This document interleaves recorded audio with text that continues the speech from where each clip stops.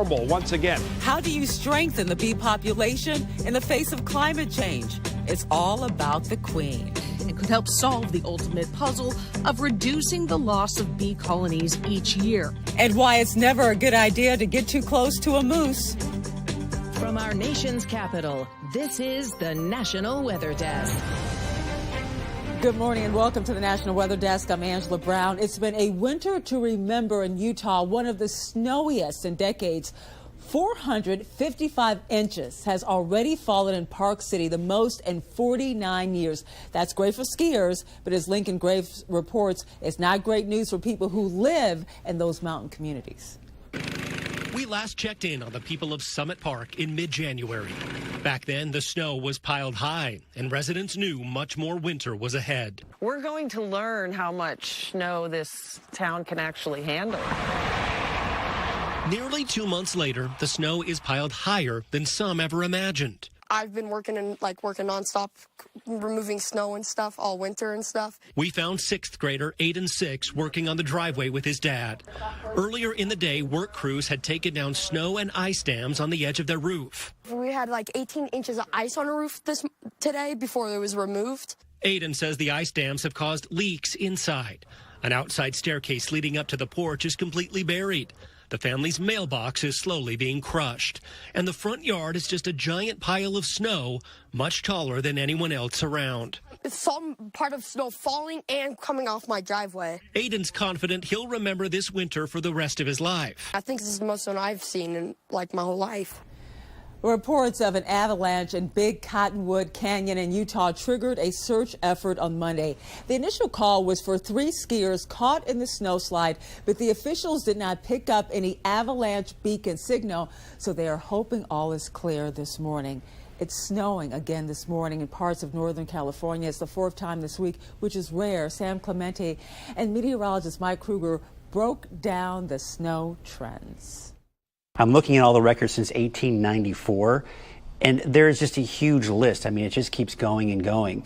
So the most we've ever seen in the month of March was March 2nd, 1976, 7 inches of snow in early March. The most amount we've ever seen of measurable snow in a full year is 9 days. So, and that's actually happened several times. The city of Redding averages about 1 inch of snow per year, according to weatherus.com. Since February 24th, Redding has seen 5 inches of snow, according to our First Alert meteorologist, Brian Schofield. That number, of course, is likely greater in higher elevations of the city. So, 5 times the annual norm in less than 2 weeks. Still, the chief believes these weather patterns are really not that crazy. We are dealing with an unusual, and I will say that, an unusually long stretch of winter-type weather making its way to the valley in this low elevation snow. So when you see snow measurable in this short period of time, it feels like, what, this has got to be some kind of crazy record, when in fact it actually isn't. So what does all the snow and rainfall mean for reservoirs in California? For Trinity Lake up north, it means a much needed boost to water levels. Given its location, 90% of Trinity Lake's water comes from snowpack, meaning these past few weeks of precipitation have been a very welcome sight. But even with all that snow, the lake is still far from full. Keep in mind, Trinity is the 3rd largest reservoir in the state of California. We start out very, very low in storage. However, as everybody sees, we're getting some nice storm events, and especially up in the Alps. So very encouraging, because we do divert water from Trinity in the good years to help supplement our water needs in the Sacramento Valley. We have a long ways to go. We do expect to gain some significant storage here in the remaining months, but we're still going to end up less than half full in Trinity. Bader predicts that given the level of snowpack in the area, Trinity Lake will end up rising about 40 feet by April. And New York City saw some snow overnight. The wintry mix wasn't enough to measure. The temperatures will be back in the 40s later today. And this has not been a typical winter, as you can imagine, for the city. The Big Apple saw virtually no snow, including the longest stretch without measurable snow in more than 50 years. New Yorkers may be thinking the threat of winter weather is over. over. For many, recent temperatures have made it feel like spring, but that is about to change. Meteorologist John Gum explains why from Cincinnati, Ohio. Well, after seeing record warmth over parts of the country for February and for the first part of March, we are about ready to see a major weather pattern shift that's going to impact much of the country. The jet stream is going to begin to dip, and that is going to mean colder air beginning to come out of Canada and making its way into the northern half of the nation. And as that happens, we are anticipating the temperatures are going to do a major flip here. They've been above normal as of late, but for much of the nation, going through the middle of March here, we expect temperatures to flip back below normal. Once again, the only exception may be across the desert Southwest and parts of western Texas. Now, with the cold will come the opportunity for some March snow as well. Yeah, don't put away the winter coats. Don't put away the snow shovels just yet. Look at the snowfall forecast over the course of the next week here. Much of the northern half of the country could see accumulating snow. They're going to get pounded again in portions of the Sierra Nevadas, but everywhere through the northern tier states, including the Great Lakes, even New England, could be looking at snow in this cold March pattern that's getting ready to set up coast to coast. This morning, more than 1,500 acres of U.S. Forest Service land is burning. It's on purpose, part of a plan to keep the forest healthy and safe. Caleb Perney is in Bristol, Virginia, and shows us how this process of friendly fires works. U.S. Forest Service crews took me to the top of Meadow Creek Mountain near the Greene and Cott County line. That's where they're burning a huge section of forest this week. They've planned for months, and now the weather conditions are right. It starts with crews walking handheld torches through the woods. We also utilize what's called a Very Pistol. It basically shoots a .22 blank with a ignition device, very similar to a flare. We can shoot that up into the woods to get depth on our burns. The goal is to get the fire to a level that's hot enough to burn off the dead leaves, but not quite hot enough to burn the trees above. Some of our tree species, such as our oaks and our pines, are dependent on that heat from the fire to reproduce, create more mass, and to be able to germinate in the soil. We then climbed to the top of the Meadow Creek Fire Tower to watch a helicopter circling the fire zone. It's dropping these balls to burn the hard-to-reach places. They're filled with a powder inside, and once up in the helicopter, they inject a glycol liquid that acts with the powder, and it'll drop it out of the helicopter. Without the planned burns, wildfires would naturally fill the role, but it's much safer this way. You don't really have a lot of control over the weather, under those conditions in which that fire's burning, and so a lot of times those will get out of hand and they're a lot harder to control. Now crews will monitor the fire until rain comes later this week. Well, moose may look like majestic animals, but you never want to get too close to one. A family of snowmobilers in Idaho learned that the hard way. Last week, they encountered a moose while out on a trail. At first, false charge at the man taking the video, but then turned at the brother on the snowmobile. He waved his arms to try and distract the animal, but the moose slandered the snowmobile. Moments after, the man jumped off. He's okay, but says next time he will just back up and give the moose more space. And coming up on the National Weather Desk, find out why beekeepers are putting queen bees in the fridge. Plus a look at what you can do to protect your budding plants and trees from an overnight freeze. But before we head to break, we want to show you some pictures of last night's full moon, known as the worm moon. If you were not able to see it, don't worry, tonight's moon will also appear full to the naked eye.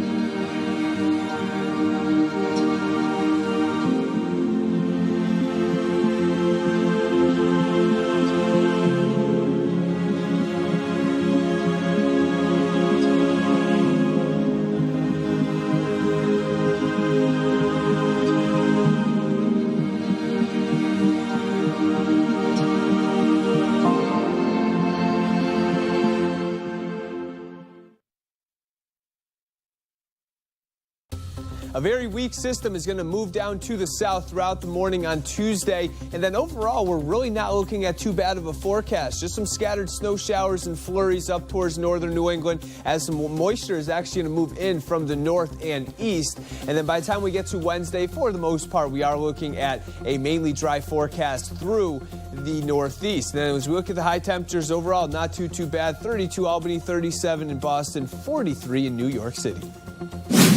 I'm meteorologist Jasmine Lomax with a look at the mid-Atlantic region. There is the chance for little winter weather left over from a weather maker, but by the afternoon, expect plenty of sunshine.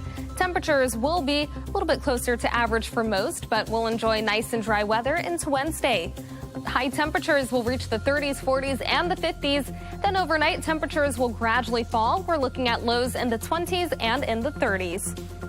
I'm meteorologist Vitas Reed. Here's a look at your southeast forecast highs for the day. We're seeing 65 for Nashville, a little warmer over in Charleston. Look at that, 84 degrees, 83 Macon, Mobile, 84 degrees. Hot temperatures down in Florida with a mixture of sun and clouds. Looks like we're just getting drier conditions, broken clouds across the area for the day. We'll clear out through the afternoon from Atlanta, Raleigh, down through Charleston. West Palm looking nice and sunny. But our next weather maker is a front that's going to be building in as we get into Tuesday night and then through Wednesday.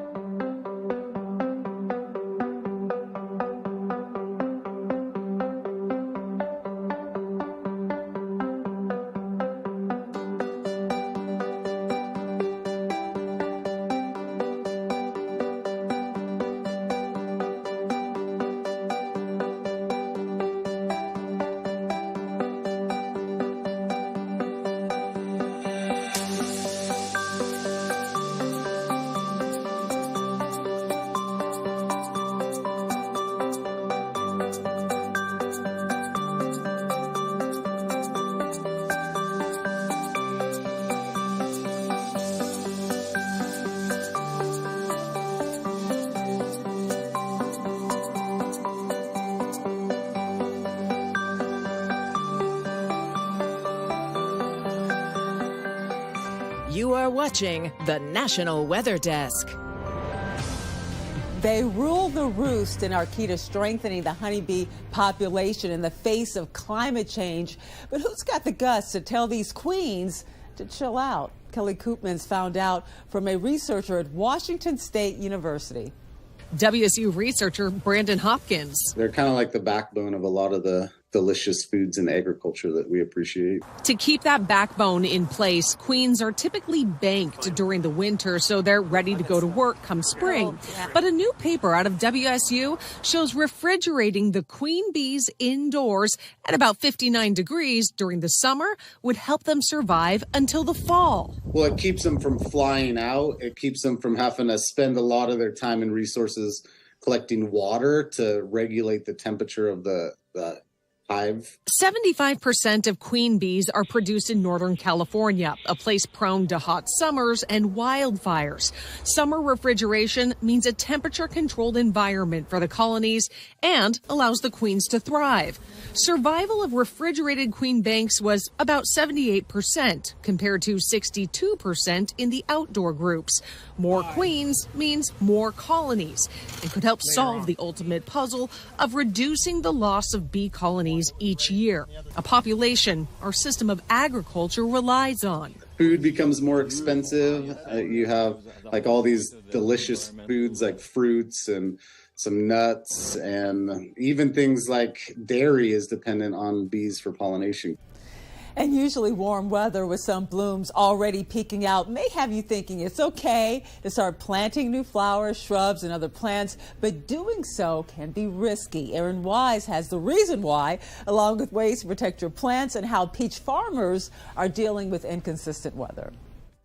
They need to be prepared to replant just based on traditional frost dates. That's a possibility that comes with getting out in the garden too early.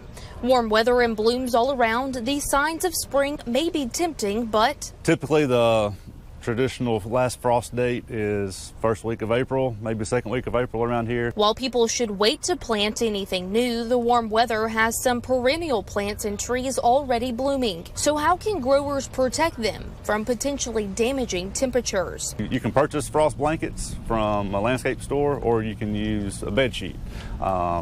Thing about that is you want to make sure that the sheet's going all the way to the ground. The idea is you're trapping the radiant heat coming from the earth. For low-growing plants, covering them with mulch or leaves has the same effect. Crops are also ahead of schedule, like peaches. The bloom has not been real consistent this year, but you know, that's got a lot to do with the chill hours that we had on them. But like I said, I've got some that has little peaches about the size of peas on them, and other trees that are just starting to bloom. So that'll be a little bit of an issue. While the bloom is early, Lynn Harrison has seen earlier growth before. He's keeping a close eye on the forecast. Not predicting any freezing weather, so I think we'll be all right.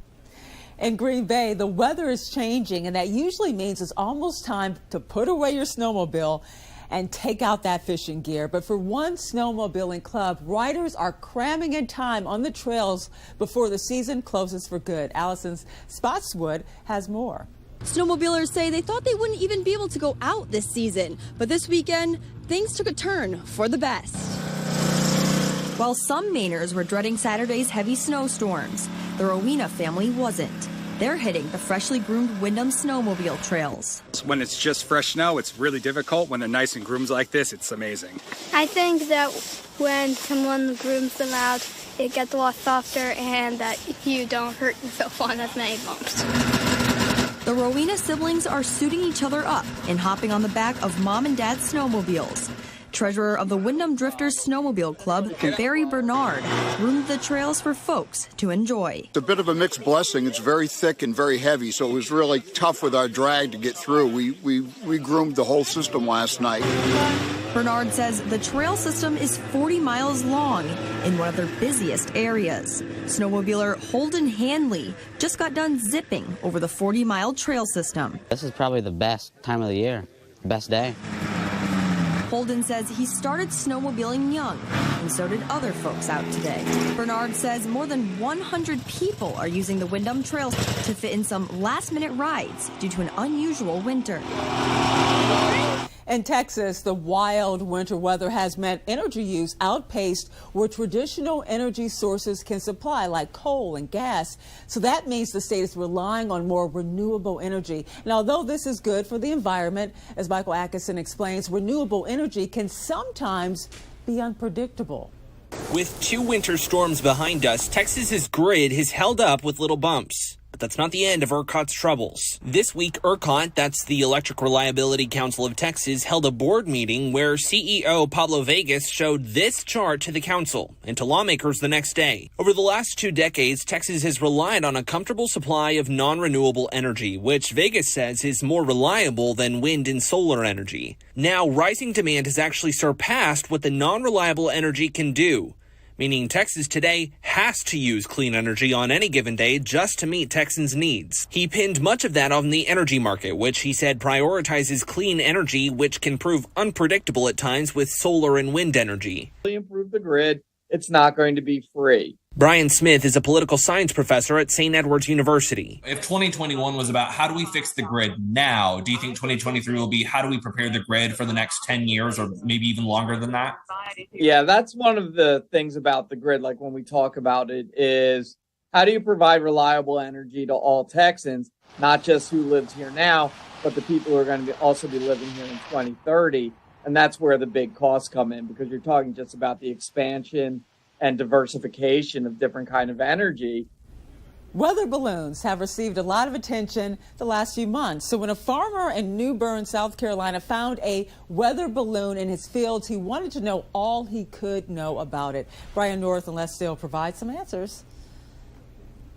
Somebody contacted me, said they found a weather balloon in their field in Jones County. It was Keith Mills. He found it and wanted to know more about it. So we did an investigation and we found out more about it. Yep, exactly. So in behind us here, you see this is the National Weather Service. We launch them from about 100 locations across the United States twice a day.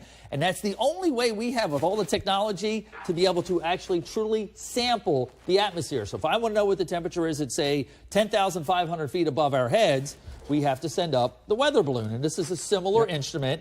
The balloon would be here, and then this is the instrument package underneath of it, and as it rises up through the atmosphere, it tells us the temperature, the pressure, the wind speed, and the wind direction. All that information then goes into our forecast models, and this is how we figure out where the weather is going to be going. Now, this is what we call a skew T log P. Very fancy term for us here.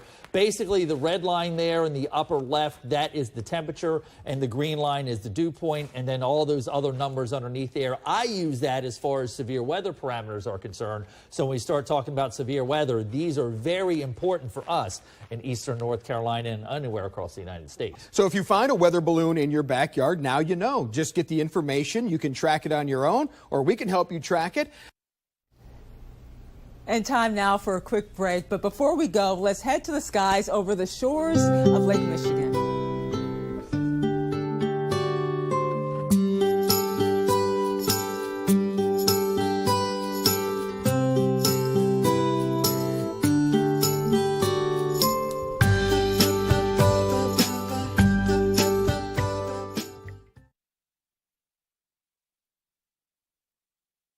Well, good Tuesday morning, everyone. I'm meteorologist Andrew Buck-Michael taking a look at your weather story across the Midwest for the day today. We got snow showers across the Dakotas, a few rain showers across the South. Temperatures kind of chilly for most of us for the day today. As we get into tomorrow, all of that shifts a little bit to the east. Just a really slow-moving system for us. And as we get into your Thursday, ramping up the snow across the Dakotas and across the northern part of the plains there. And temperatures, again, just a little bit warmer. Good morning. I'm meteorologist Alex Garcia. Here's a look at your regional weather. Things are a little warm early this morning. We're seeing some clouds and temperatures into the 60s and 70s south. It's a little drier as you get to the north, but we're going to see a little bit of some scattered showers today right along a little stationary front from Dallas back up in Oklahoma down to the south. A few sprinkles, and yeah, it'll be warm and muggy throughout the day with temperatures climbing into the 80-degree mark. I'm meteorologist Alex Garcia, and that's a look at your regional weather. Well, hi there and a good Tuesday morning to everybody. I'm meteorologist Shannon O'Donnell. Out west, we're trying for drying in California because there's a lot of wet weather coming later this week. We've been buried in snow over the Sierra Nevada. Most of the resorts are starting to open back up. They had been closed because of that extreme snow. Sunshine back out, a high nearby of 38 in Reno. Back into the 40s in the Pacific Northwest with this weather maker slowly inching toward Oregon and California as the week goes on. And that's the scene from here.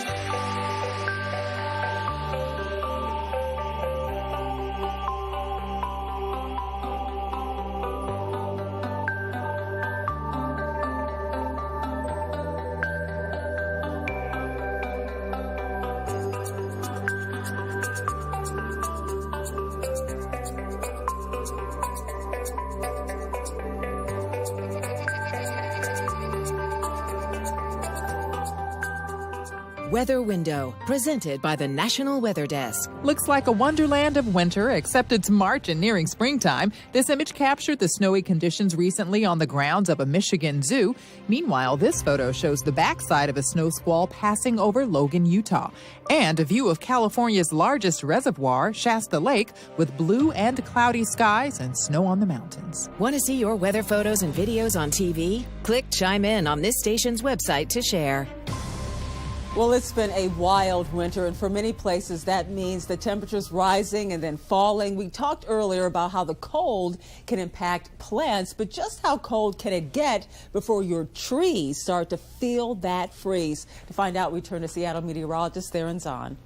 With winter really hanging on in many parts of the country, you might be wondering how much can your buds stand on your trees before the cold air does some damage? Well, in general, buds at this stage can actually stand temperatures down into the upper 20s to maybe mid-20s for a couple nights, with losing about 10% of the buds. But if temperatures drop to the teens, that's when you're in for some real damage. And we'd love to connect with you. You can find us on all of your favorite social media platforms. Just search for National Weather Desk. We'll be right back.